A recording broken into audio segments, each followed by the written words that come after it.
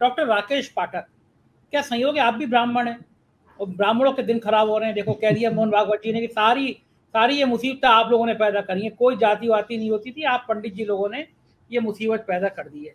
आखिर उस संघ के प्रमुख को ये कहने की जरूरत क्या पड़ी जिसके प्रमुख हमेशा ब्राह्मण ही होते आए हैं? संघ में तो ब्राह्मण होगा तभी वो चीफ होगा। मजबूरी क्या हो गई, ये बेचैनी कैसे पैदा हो गई कि अब सब मंडल कमंडल गुड़मुड़ होता जा रहा है? क्या लग रहा है राजनीति का भविष्य क्या लग रहा है आपको? राजनीति का भविष्य तो चुनाव के समय पता लगेगा। चूंकि आपने व्यक्तिगत बात कही कि मैं ब्राह्मण हूं इसलिए नहीं, अच्छी बात है, कोई दिक्कत नहीं है, लेकिन बहुत विनम्रता से मैं ये बताना चाहता हूं कि मैं और मेरे परिवार ने धर्म और जाति की बेड़ियां बहुत पहले तोड़ दी।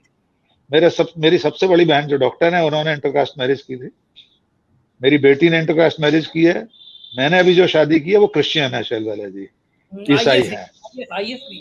नहीं, आईएएस होना मेरे लिए उतना महत्वपूर्ण नहीं है, ये दो व्यक्तियों के प्रेम और उसका मामला था, लेकिन हमने धर्म की बेड़ियां भी तोड़ दी। जाति तो बहुत छोटी चीज है। ठीक बात है, बिल्कुल ठीक बात। ये बड़ी विनम्रता से आपके जरिए दर्शकों तक बात ये पहुंचे। मैं मानवतावादी हूं, मनुष्य धर्म में ही विश्वास करता हूं, लेकिन मोहन भागवत ने जो कुछ कहा है वो जरूर बहुत गहन विचार विमर्श का विषय है। सबसे पहले तो मुझे उन लोगों की चिंता होती है जो उनके समर्थक हैं। भारतीय जनता पार्टी राष्ट्रीय स्वयंसेवक संघ के समर्थकों, उनके अनुयायियों के साथ में पिछले 7-8 साल से जो हो रहा है वो मुझे उनके प्रति दया भाव लाने का कारण बनता है। जो कुछ ये लोग कहते हैं, संघ के कार्यकर्ता, बीजेपी के कार्यकर्ता, उनके समर्थक, इनके दोनों नेता नरेंद्र मोदी और मोहन भागवत उसके उलट कोई ना कोई बयान दे देते हैं। उन्हें समझ में नहीं आता कि अब हम कैसे डिफेंड करें। मोहन भागवत का ये ताजा बयान एक तो उस तर्क की उलटबासी है जिसमें संघ लगातार पिछले 70-80 सालों से, 97 साल से ये कहता रहा है कि जाति विभेद मुगलों के कारण से आया। और आपके मुख्यमंत्री योगी आदित्यनाथ का तो ताजा बयान है, मुगलों ने थोपा, हमारे ऊपर जातियां थोपी हैं। अब मोहन भागवत कह रहे हैं कि ब्राह्मणों ने थोप दी। ये जो असमंजस है इनके समर्थकों का, तो उनके प्रति मेरे मन में बड़ी दया है। बेचारे समझ नहीं पाते कि अब वे क्या करें। कल तक मुगलों को गाली दे रहे थे जाति व्यवस्था के लिए, पर्दा प्रथा के लिए, छुआछूत के लिए। अब मोहन भागवत ने कह दिया कि ब्राह्मण जिम्मेदार हैं, तो अब क्या करें। दूसरी बात, मैं हमेशा से कहता रहा हूं और मैं नहीं कहता रहा हूं, ये इतिहास सिद्ध कथन है कि फांसीवाद अपने जनक और जननी को खा जाता है। इसका सबूत अगर आपको देखना हो तो आज का ट्विटर देख लीजिए। दोपहर 3-4 बजे तक पॉलिटिकल ट्रेंडिंग में नंबर 1 पर था मोहन भागवत माफी मांगो। और आप विश्वास कीजिए उसमें आधे से ज्यादा मोदी भाजपा समर्थक लोग थे जो मोहन भागवत के खिलाफ ट्वीट करना शुरू कर चुके हैं। क्योंकि ये जो उच्च वर्ग की समर्थक पार्टी है, तथाकथित उच्च वर्ग, तो उन ब्राह्मणों को ही तकलीफ हो गई, अब वे मोहन भागवत पर ही चढ़ बैठे हैं। अब भस्मासुर ने उनके ऊपर ही हाथ रख दिया है। अब उनके बयान पर आते हैं, इसकी जरूरत उन्हें क्यों पड़ी। इसके मूल कारण राजनीतिक है, सामाजिक नहीं है। संघ अपनी स्थापना से ही ये वर्गीय श्रेष्ठता के भाव से भरा हुआ है।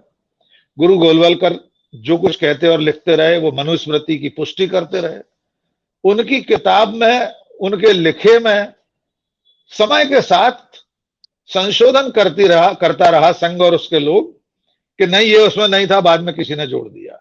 यानी मनुस्मृति की जिन बातों की हिमायत गुरुजी कर रहे थे, बाद में अगले संस्करणों में उनमें से हटा दिया। जैसे गीता प्रेस गोरखपुर ने रामचरितमानस में ताड़ना का अभिप्राय, उसका आशय बदल दिया है।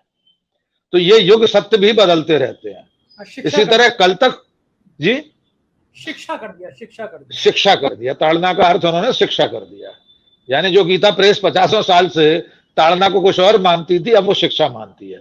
उनसे ये पूछना चाहिए कि पशु को कैसे और ढोल को कैसे शिक्षा देंगे। मैं वही कह रहा हूं, ढोल को कैसे यद्यपि मैंने उसका जवाब दिया था सोशल मीडिया पर कि ढोल को जो साजिंदे होते हैं वो कसते हैं, जैसे तबलची होता है वो शिक्षा देता है। अगर ठीक आवाज नहीं आ रही होती है तो उसकी ताने कसता है और छोटी सी हथौड़ी होती है उससे ठोकता है। और पशु के लिए भी ट्रेनिंग सेंटर्स हैं आजकल, डॉग ट्रेनिंग सेंटर है। ग्वालियर में हमारे बीएसएफ का सबसे बड़ा ट्रेनिंग सेंटर है डॉग्स का। तो बात ये नहीं है, बात ये है कि हर मौके पर पत्ते पत्ते पर गुलाट खाने की जो आदत है संघ की, इमली के पत्ते पर गुलाट खा जाता है संघ। सबसे छोटा होता है इमली का पत्ता, उस पर भी गुलाटी खा जाते हैं, अपने कहे हुए से मुकर जाते हैं। इस विषय में उनकी जो चिंता है वो वोटों की चिंता है। जो हमारे समाज में विभाजन है जातियों का, वर्गों का, तो 85-15 का आंकड़ा तो मोहन भागवत भी जानते हैं। वे ये भी जानते हैं अब जातिगत जनगणना होना शुरू हो चुकी है, इससे अब रोका नहीं जा सकेगा। उत्तर प्रदेश में भी आपके दूसरे नंबर के नेता ने कह दिया, केशव प्रसाद मौर्य ने, इसमें क्या बुराई है, होना चाहिए। अगर सचमुच में ये गणना हो गई और वास्तव में सबको अपनी अपनी गिनती पता लग गई, तो ये जो तथाकथित उच्च वर्गों, उच्च वर्णों की पार्टी है, इसके हाथ से सत्ता का शिराजा बिखर जाएगा। मोहन भागवत ने इस चिंता में ये बात कही है, लेकिन ये बूमरैंग हो गई, ये उलटबांसी हो गया उनके खिलाफ। पहला सवाल तो यह है कि अगर जाति ब्राह्मण ने बनाई तो ब्राह्मण को किसने बनाया? पहला सवाल तो यह है कि अगर जाति ब्राह्मण ने बनाई तो ब्राह्मण से किसने कहा? जन्मना, जब भी ये पूरी एंथ्रोपोलॉजी जो है, मानविकी जो है, मानव विज्ञान है, मानव शास्त्र है, उसमें अगर हम बहुत पीछे चलते जाएंगे तो पहला सवाल तो यह पूछा जाएगा, भगवान ने नहीं बनाया, हमने मान लिया, तो आपको किसने ब्राह्मण बनाया था भाई? मैंने अपने फेसबुक पर पूछा है, ट्विटर पर पूछा है कि आपने जिन पंडितों की बात कही है ब्राह्मणों की, उनमें चित्पावन भी हैं क्या? कि आपने चित्पावन कोंकणस्थ ब्राह्मणों को छोड़कर, धनंजय जी, ये तो बाकियों को देशस्थ ब्राह्मण कहते हैं।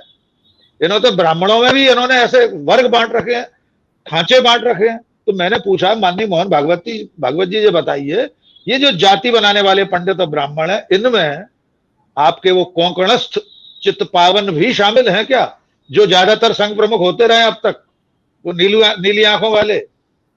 इसका जवाब मोहन भागवत नहीं दे पाएंगे। असल चिंता है भारतीय जनता पार्टी की दरकती हुई जमीन, समाज में वर्गीय चेतना, सबको सब समझ में आ रहा है कि उनके कंधे पर बंदूक रखकर अब तक राजनीतिक लक्ष्य हासिल किए जाते रहे हैं। और ये जो चेतना है, ये संघ परिवार को अब चिंता में डाल रही है कि अगर सचमुच में ये 85 एक साथ उठकर खड़े हो गए तो हमारा क्या होगा। लेकिन इस फेर में वे दुनाली अपनी सीने पर लगा बैठे हैं।